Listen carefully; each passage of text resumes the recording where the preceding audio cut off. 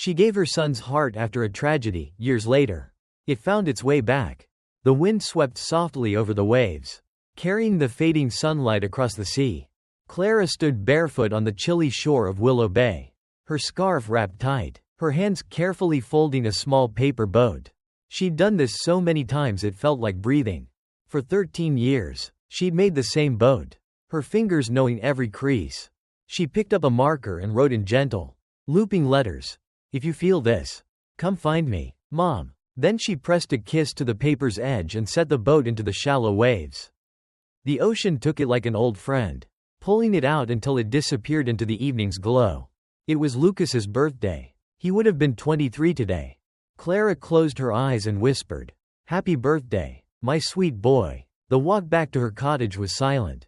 As always, no calls, no visitors, just her, the mist, and the memory of a laugh she hadn't heard in over a decade. Inside, her home was frozen in time.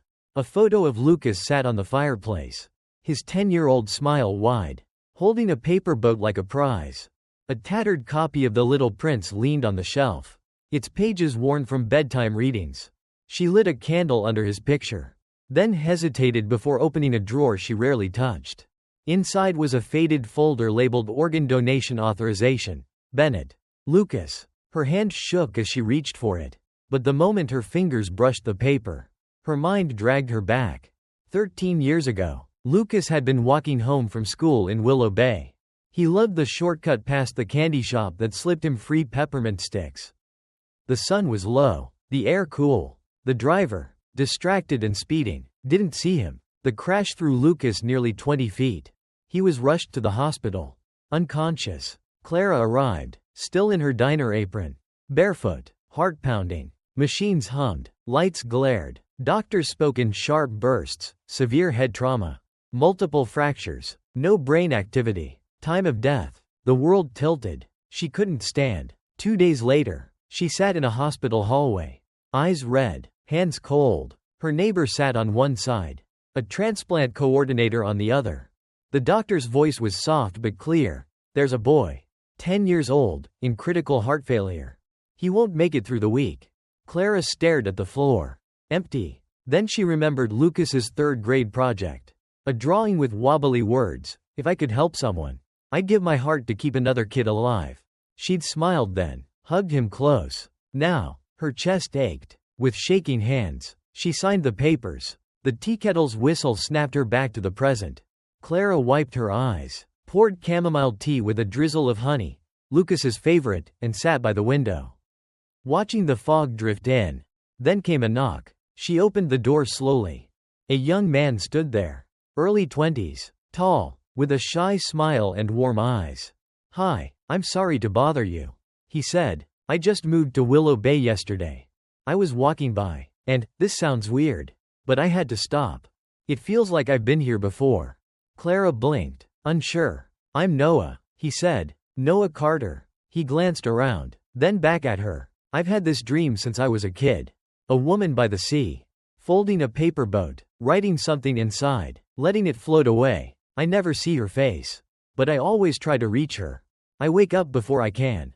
And just now, passing your house, it felt like I'd found the place from my dream." He gave a nervous laugh. "Sorry, it's probably nothing." As he turned to leave, he hummed a few notes, soft and familiar. Clara froze. It was Lucas's lullaby. The one she'd made up when he was a baby. Sung only to him. Never shared. Never recorded. Her fingers gripped the door. "Wait," she said, but he was already fading into the mist. She shut the door, crossed the room, and pulled out the folder. Her eyes scanned the page, and her breath caught. Recipient, Noah Carter. Age 10. Organ, heart. Date of transplant, April 3rd. 3 days after Lucas's death. Her hand covered her mouth. And for the first time in 13 years, she felt a spark she wasn't ready to name. Clara didn't sleep that night. Her mind spun with Noah's name. His words. That lullaby. How could a stranger know a melody that lived only in her heart and Lucas's S? She didn't touch the folder again.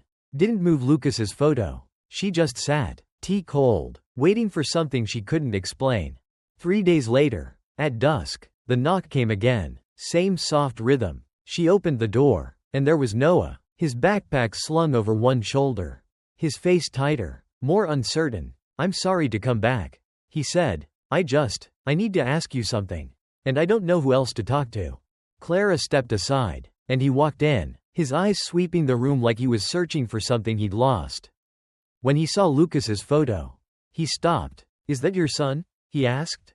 Clara nodded. "What was his name?" "Lucas," she said. Noah repeated it softly, like it was a word he'd known but forgotten.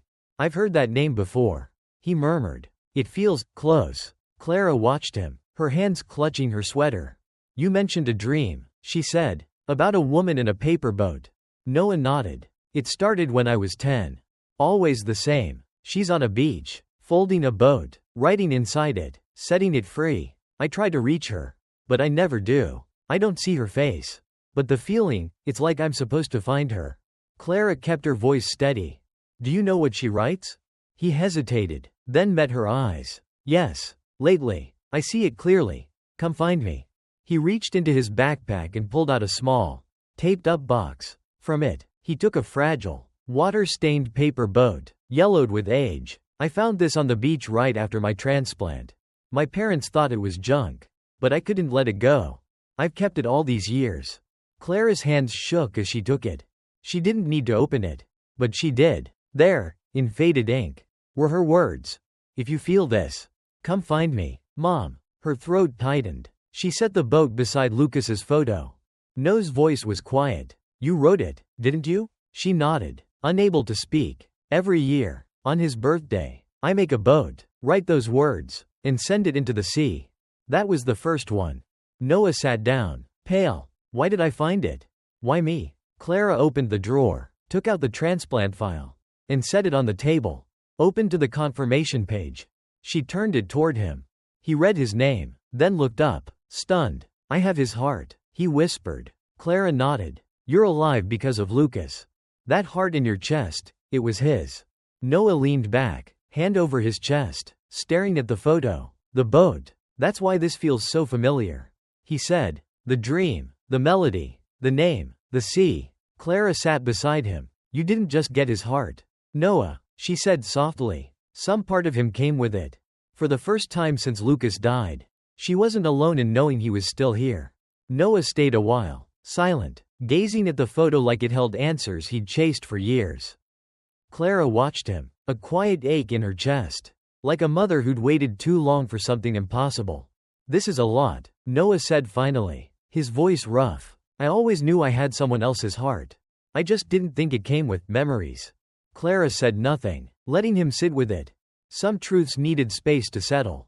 Then Noah reached into his backpack again.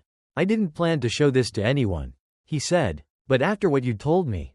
He pulled out a worn sketchbook. Edges frayed, pages soft from years of handling. "I started drawing after my transplant. Not because anyone told me to, it just felt right." Clara opened it carefully. The first pages were messy swirls, shapes, fragments. Then, clear as day, a woman kneeling by the shore, holding a paper boat. Another page showed a boy with messy hair, sitting on the sand, reaching for the waves. Another, hands folding a tiny boat. Always the same beach, the same woman, faceless. Halfway through, Clara stopped. Her own face stared back. Roughly sketched but unmistakable, same jawline. Same small scar on her left cheek from a fall when Lucas was 3. "I drew that when I was 12, Noah said. "Didn't know who she was. But I kept drawing her. And the boy, too. Sometimes I wrote Lucas under it. No idea why. It just felt right." Clara's fingers hovered over the page, her voice a whisper. He remembered. Noah swallowed hard. "There's more." He turned to the last page. Unlike the others, it was in colored pencil, a blue jacket, red sneakers, a grin missing one front tooth. It was Lucas, redrawn from the photo on the fireplace, without Noah ever seeing it. "I don't know how I know this boy," Noah said, voice raw. "I just know he's part of me." Clara reached across the table, resting her hand on his chest. She closed her eyes, feeling the steady beat. She knew that rhythm better than her own. "That's because he is," she said. Days passed before they spoke again. Noah didn't return right away, and Clara didn't reach out. Some moments needed silence to breathe. But on a quiet Sunday, just after dawn, Clara texted him, "Come with me." No explanation, just a time and place. They met at sunrise by the gates of Willow Bay Cemetery. Clara said nothing, and Noah asked nothing. They walked a gravel path, past old stones and silent trees, until Clara stopped under a maple. She pointed to a simple headstone, Lucas James Bennett, a heart too bright for this world. Noah stood still, staring at the name. Clara knelt, brushing away a few leaves. "I come here every year," she said. "Talk to him. Tell him about the world without him. It never changed anything." She looked at Noah. He knelt, pressing both hands to the stone. "Thank you, Lucas," he whispered, "for giving me your heart. I promise I'll live in a way that makes you and your mom proud." Clara stepped closer, resting her hand on Noah's chest, over the heart she'd once known best. She closed her eyes. "He found me," she said, for the first time in 13 years. She believed it. 1 year later, it was Lucas's birthday again. Clara wasn't alone on the beach. Noah stood beside her, barefoot in the sand, the tide rolling in under a soft pink sky. He held a paper boat, neatly folded, edges sharp, just like hers from years ago. She didn't guide him, he knew what to do. Noah crouched at the water's edge and set the boat free. He'd written a message inside, just as she had, year after year. The waves carried it gently out. Clara watched it drift, her eyes dry. Noah glanced at her, then back at the sea. "I think he knew I'd find you." Clara smiled, small but certain. He always did. They stood together, silent, watching the boat fade into the horizon.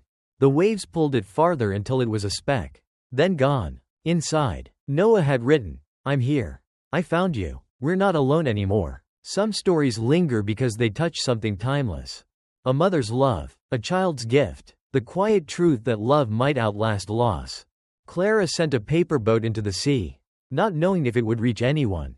13 years later, it came back, carried by the heart she gave away. It makes you wonder, can a heart remember its home? Can love find its way back, even when all seems lost? Clara and Noah stood on the shore, the waves whispering what they both knew. Lucas was still with them. In every beat, every boat, every note of a lullaby,